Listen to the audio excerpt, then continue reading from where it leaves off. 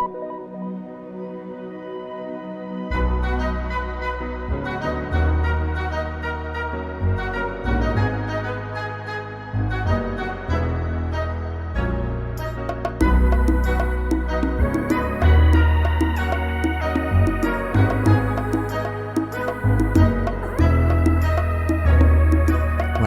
to The Dash.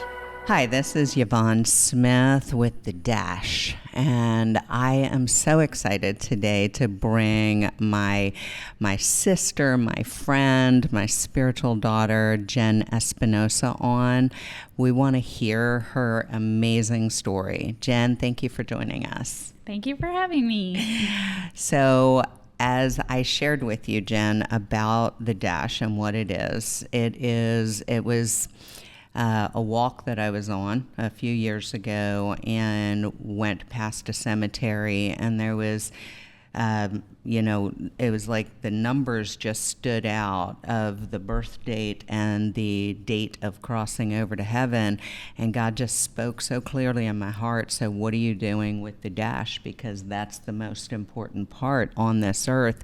And I realized I wanted to hear people's stories because I know what he's done in my life, and I know where I am now. I can only anticipate where I'm going, but the fact is each one of us has such an amazing story, and to take the time to hear everybody's stories, because our stories are so interwoven together to God's amazing masterpiece. And so I want to take the time today. I want to hear what your heart is in this, in like where you are now and where you see that God is taking you in this life, this journey called life. Yes. So I wanted to sort of focus on, in particular, relationships and how I've taken in information, how I've analyzed some relationships. And, as a young girl, God showed me that the cry of my heart was, who's going to take care of my heart? Yeah. And when I heard that question, I mean, it was much deeper than what I heard, but I then later on felt like the Lord took me back to times in my life where I didn't feel like I was heard, or there was some type of hurt or pain. Yes. And I sort of had to just push it down and keep going. Yeah. And so that's just been a prayer of mine. Lord, who's going to take care of my heart? And the way that I've dealt with it is to try to protect it myself. Yeah. And so that looks very different. But in relationships, I feel that I hadn't given myself the freedom to really enjoy the relationship, because what if there's something about me they don't like, or something that they disagree with. And so if they see something in me that they don't like, then I would possibly be disappointed or hurt by that. And how am I going to deal with that? And so very recent, I would say within the last 2 years, God's been showing me that those times, like that effort that I put into the relationships, making sure everything is okay, making sure that they like what I'm doing, they like what I'm saying, making sure that they're okay, that they're satisfied, that they're enjoying something that I planned maybe, or something that I said, that it is so tiring. And I didn't realize it until the Lord pointed it out. And so really it started with a group outing. There was a trip, and I started to feel like there was tension in the group. And all of a sudden I felt like I couldn't enjoy myself. I felt that I wanted to make sure that everybody else was okay. Yeah. I also wanted to make sure that there was peace within the group. Yes. And so I was trying so hard to make sure that everything was okay. And I just remember just having a moment where I was like, Lord, I'm in this place. It's beautiful, but I'm concerned about everything else that's around me. And I just felt like he said, Jen, just enjoy. Amen. Yeah. And I felt like he started to talk to me about how there can be tension in the group. There can be disagreement in the group, and yet I can still be okay. Because the way I looked at that is I'm not okay until the person is happy, satisfied, enjoying. And I just felt like what the Lord showed me was if I lay it down and I enjoy the moment, that gives him room to even speak to me about something that I may need to say. But I also don't need to feel like I have to say something in that. The Lord may bring something so that I can speak to bring peace, because I do believe that the Lord calls us peacemakers. Yes. But the whole responsibility is not on me. There are other people involved as well. I hear him saying, Jen. Kind of like Martha. I hear him saying Jen. But yeah, and and it's amazing because it is such a gift in you. And it's like you want to make sure that the atmosphere is awesome, that the food is wonderful, and that everybody is enjoying themselves. But there's such a maturity that has taken place in you to be able to go, I can do everything. You can do everything to set it up and it could be perfect. However, they may still not enjoy themselves, and that's not your fault. And that's the thing, is that we have to go, okay, what exactly has he called me to do? I love something that you said. You said you also don't have to have a word, because so often people think, oh, I've got to have the right word. God, give me a word. You may not be the one that has to have a word for somebody, but that is such a sweet gift that you have of hospitality. And I mean, Peter talks about that. If you have the gift of hospitality, basically you're going to serve people, but everything that you're doing is unto the Lord, and he wouldn't want you to be stressing over this. And that's what I love about this, because you're going to see there are some people that do not have the gift of hospitality whatsoever, and it's like, but it's interwoven together with your story to go, we are all in this together. And as we realize that, instead of going, oh, well, Jen's got this, Yvonne's got that, I'm never going to be you, and you're never going to be me. And thank God you're never going to be me. But and thank God I'm never going to be you, because I couldn't do you well. You are a gift, and you were put here for such a time as this to fulfill exactly what God has for you. And so what can you say, has been one of the greatest breakthroughs? Because obviously that's one of the giftings that God has put in you, and you're moving forward with that. But how is it that you can see that you're doing that in such a healthier way now? I think that now that I have the awareness, the time that I'm trying to figure out what to do, what to say in the situation is less and less, or even the spiraling thoughts of what could I have done, what could have I said. because there were times I would be going to sleep and just in bed thinking about, oh, I should have said this, I should have done this, I should have. Yeah. And I hear the Lord so quietly say, Jen, stop. Yes. Stop. And I've been able to now just go to sleep and be fine by saying, you know what, Lord, I'm going to lay this down. Yeah.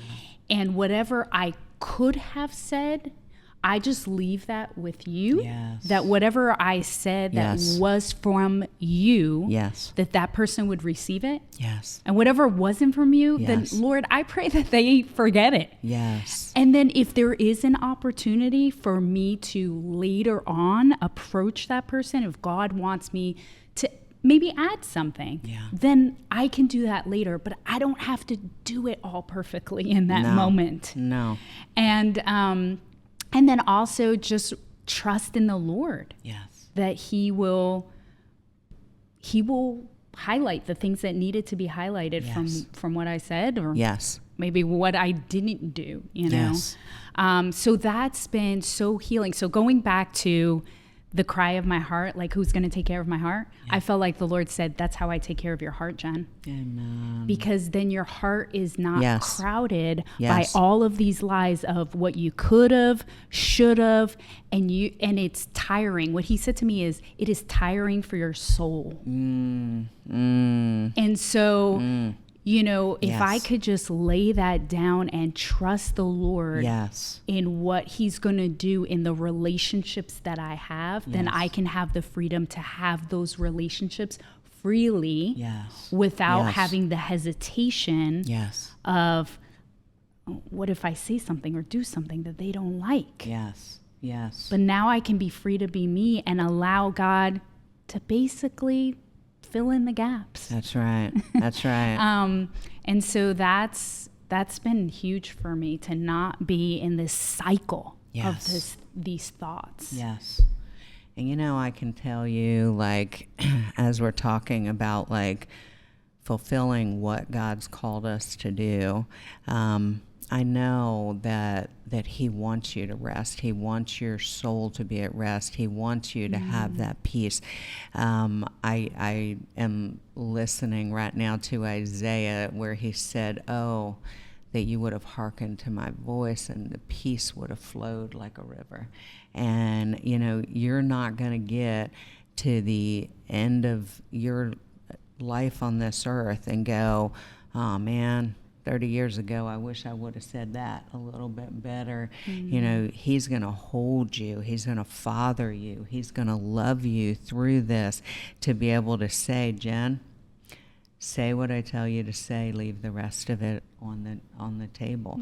Because what I have found is you can say it the most excellent way. And like I said, you can plan it the best. However, the way they receive it is the way they receive it. And some people receive things based on a past where, they just take offense to everything, or they're argumentative about everything. They're not satisfied with anything.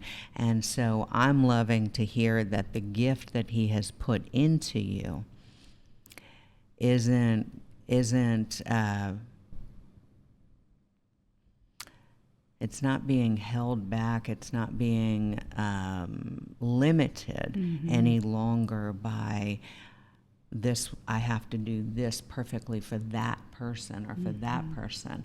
But when you do it unto the Lord, He's smiling at what you're doing. He finds what you're doing to be so pleasing, to want to bless people, to want to make sure that they're comfortable.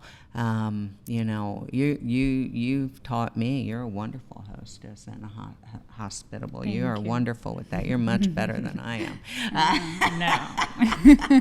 I do have a gift of making people feel welcomed, but you definitely have a gift of going beyond that and just being hospitable in all ways. And I do love that about you. Thank you. So what can you see that like God would, like, moving forward, this specific gift that he's given you with relations that will increase over these next many years? I mean, you said it, and I love what you said, because it's pleasing unto the Lord. I was looking at it pleasing unto the person. Yeah. So what is it that pleases that person? Let me try to figure out how it needs to be done so it pleases that person, but pleasing unto the Lord. Yeah.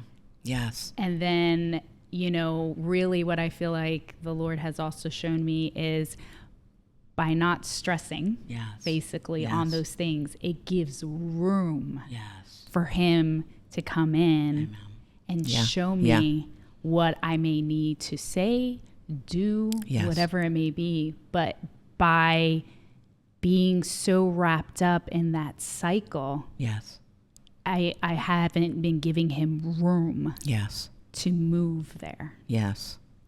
And you know how much of a people pleaser I am. I always try to not say anything that would offend anyone. But you say it so loving. That's and right. I appreciate that. That's right. So when people say to me, like, oh, I want to please people, I'm a people pleaser, or whatever, that's my thing that God is working on me with, I'm like, am I missing that, Lord? Because I do want to please people. I want to love people. I want to, be a blessing to people. But I also know that sometimes a word may not be real pleasing, but it's a growth. It's a word that brings growth. Yeah. And because I love you so much, I'm going to speak the truth in love because I want to see you grow. Yeah. So, well, I am super excited with this, and that I get to watch this journey. I'm so excited. So Jen and I have known each other now for 3 years. It feels like a lifetime, but it's been 3 years, and it has been just amazing to watch this transformation that has taken place in you, and that you're able to just, take what God's giving you, take the giftings that God has put into you, and realize that, yes, they are for other people, but the very first is that you love the Lord your God with all your heart, your soul, everything that is in you. And so he wants you to run this race so well and not get tired out. Yeah, so that's good. Well, I want to say I appreciate those hard conversations that we've had that I may have not wanted to hear, but it was good. It was good for me to hear it. She didn't tell me right off the bat. And then after a while, she said, yeah, that was hard to hear. But but I looked back and realized that, what you were saying was true, but it doesn't feel like it sometimes at the time, or, we would rather it be any other way. Or, somebody would rather hear a sugar-coated word, but just like with sugar-coated cereal, it might taste good, but it's not as nutritious, So I could give you a sugar-coated cereal or a sugar-coated word, but if it's not going to change you, then to me, it's pointless. Yeah, if it's not going to be nourishing to you. No, then, I mean, unless it's cheesecake. I mean, unless it's cheesecake, then let's not talk about those empty calories. Healthy. So, well, Jen, do you have anything else that you want to just capture on this part? I think I would just finish off by saying that when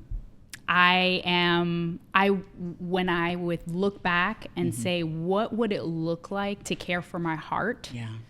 I would not know what that looked like. Yeah. But God knew. Yes. And I am so thrilled that he knew exactly what my heart needed. Yes. In order to be free. Yes. And allow him to move. And so I'm just grateful that he cares for my heart. I'm so grateful as well. I'm sitting here thinking, like, had you gone through your entire life, okay, from when you got born again years ago, excuse me, until, you crossed over to heaven, just how exhausting that would have been. And God loved you so much to say, Jen, I want you to run this race well. I want you to do this well. I put this in you for a reason.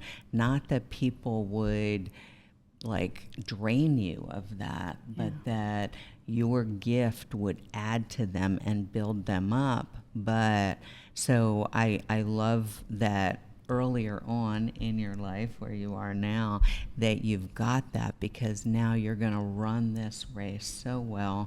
And then when you look back, you're going to say with just such joy and fond memories of, what an awesome time that was when I got to say that. What an awesome time that was. And, and there are times still, like I'll say, I could have done that better, or I could have said that better. Or, when I minister, I could have maybe added that or said that.